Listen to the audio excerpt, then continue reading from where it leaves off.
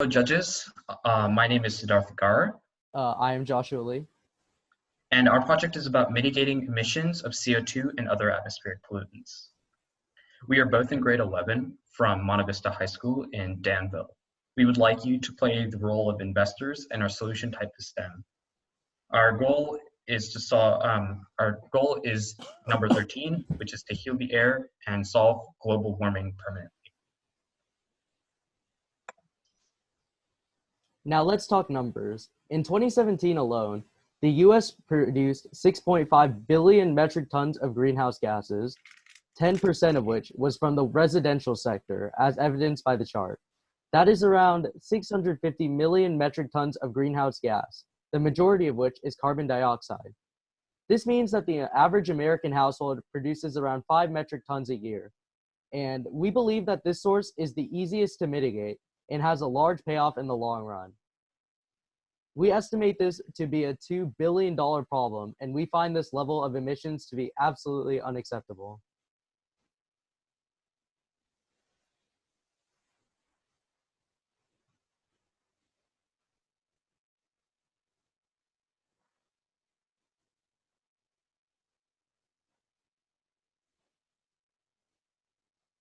Something happened?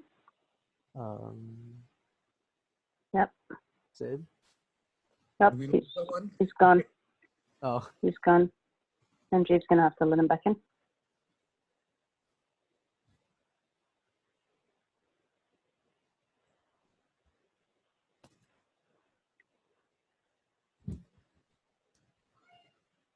Here, I can share the presentation, but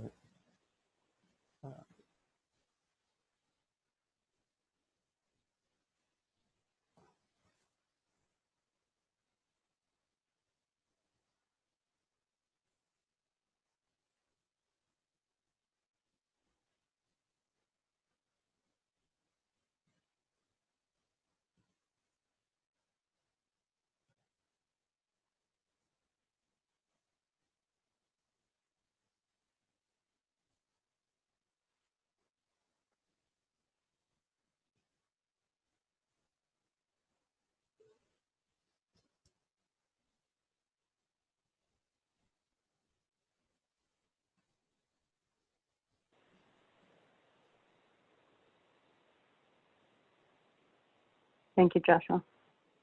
yeah. So should I wait for him or?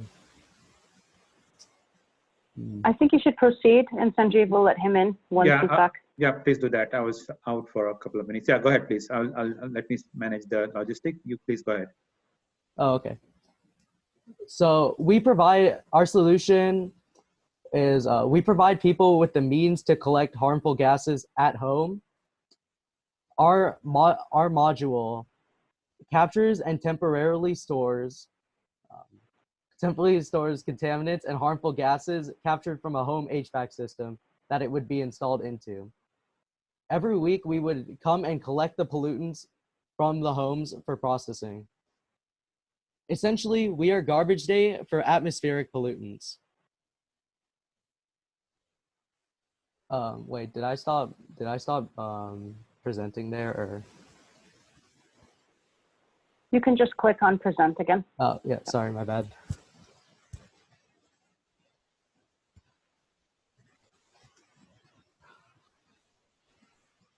Now, we are asking for $10,000 so we can further research and develop our process.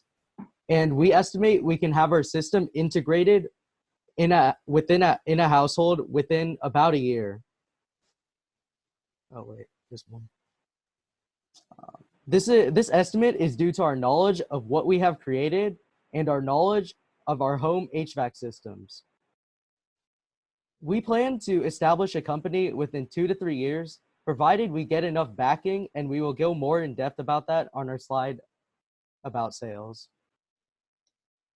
So we have a video demonstrating our proof of concept. Awesome.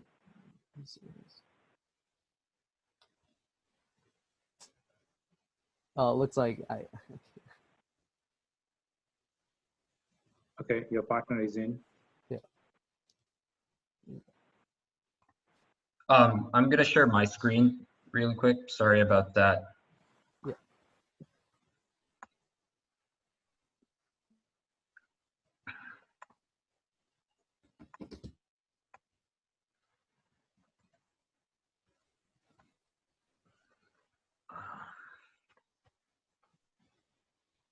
Okay. So here was a demo presentation. So you went. Yep.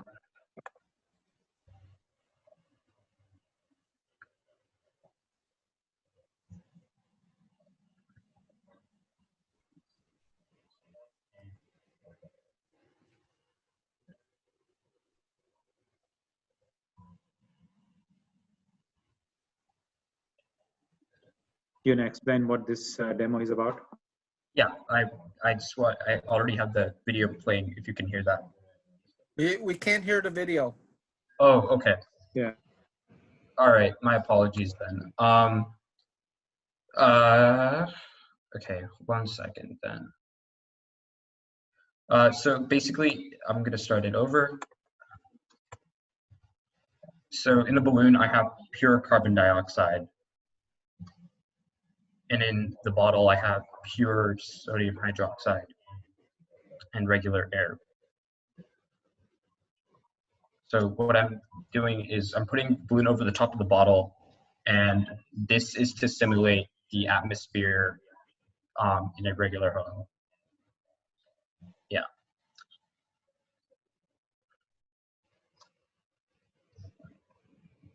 I'm shaking the bottle to combine the sodium hydroxide and the carbon dioxide to prove that there's a reaction. And you'll notice the balloon is starting to deflate.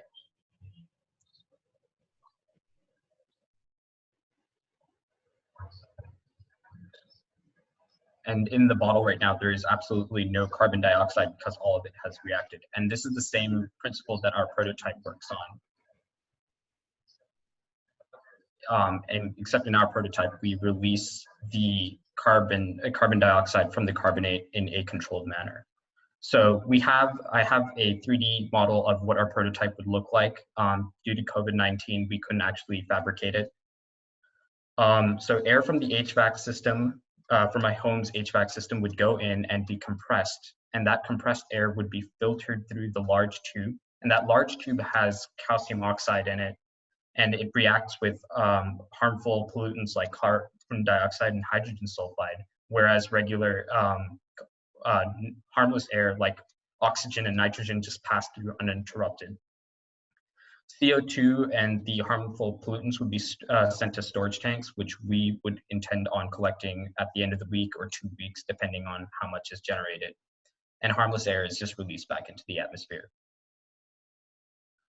We estimate that it's $850 for raw materials and the manufacturing of a module, and $500 to install into a home's HVAC system.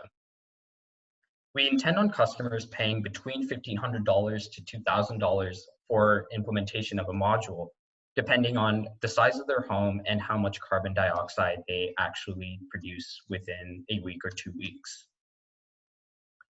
Every week or 2 weeks, CO2 tanks are replaced, and customers would be paid for the CO2 harvest, from which we would take a cut. In today's economy, a full tank of CO2 can be worth $40, and that's what we would take part of the cut from. We estimate that a customer investment could be paid back in 2 to 4 years. Sales. So we would, with the money that you provide us, if you choose to provide it, we would create 5 fully functional prototypes and begin pilots and testing in 5 homes. And from there, we would determine feasibility from successes and failures. And we would work on improving our prototype to the point where we could sell it on the mass market. And once we can get it to that point, we plan on running investment campaigns to other investors and on Kickstarter, websites such as Kickstarter. And we plan on advertising to customers online and through snail mail. We also want to partner with local waste management because they have a majority of the infrastructure set up for waste management. And if that does not go through, we intend on partnering with other eco companies so we are not as financially vulnerable. And from there, we would continue our expansion as normal. Now, what sets us apart from other companies that are attempting to scrub carbon from the atmosphere is our targeting on the residential sector. For example, Carbon Engineering is a Canadian firm that is attempting to build large carbon plants, such as this one, in order to capture carbon and either create fuels or store it underground. However, studies from Stanford have shown that building and running a plant of this magnitude has a higher social cost than doing nothing at all. Social cost is defined as the cost of the impacts caused by emitting 1 extra ton of greenhouse gas, namely carbon. The science and technology we are using does exist. However, our implementation is more modular than other companies and can be easier and cheaper to implement in the long run. So to recap, we, carbon scrubbers, request a $10,000 investment in order to 1, begin pilots in residential homes, 2, to research productive uses for collected carbon, such as fuels, polymers, and graphene, and 3, to eventually create a company and expand nationwide. Thank you. We'll be taking questions now. Hi guys, this is Stephanie speaking. Great idea. I wanted to know, I guess, again, how big is the market here? And specifically, what are you thinking about in terms of who your ideal consumer is? Because it seems like this is probably more niche in terms of their footprint and how they want to implement that in their home. So I wanted to know, like, what are you looking at in terms of that? Sure. So we estimate it to be a $2 billion market because we thought, like, who would buy this? And we had that same question. Who would buy this? And we thought of people who buy solar panels. In the beginning, it's an investment. They pay $16,000 for 5 or however many solar panels. And then from there, they're paid off over the span of years. We wanted to emulate that. So we looked at the amount of solar panel consumers. And in America, there's about 2 million households that use solar panels. And from there, we multiplied that by the amount it costs to implement one of our modules. So that's how we got the market size. So yeah, you are correct that it would be niche, but we plan on expanding. Got it, thanks.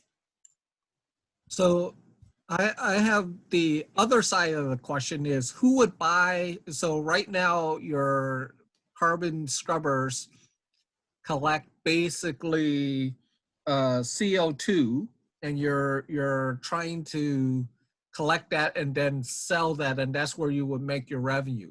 Who are your top customers for the CO2? Absolutely. So farmers like to enrich their crops with CO2. So that's one potential market. And then there are other markets where that are growing.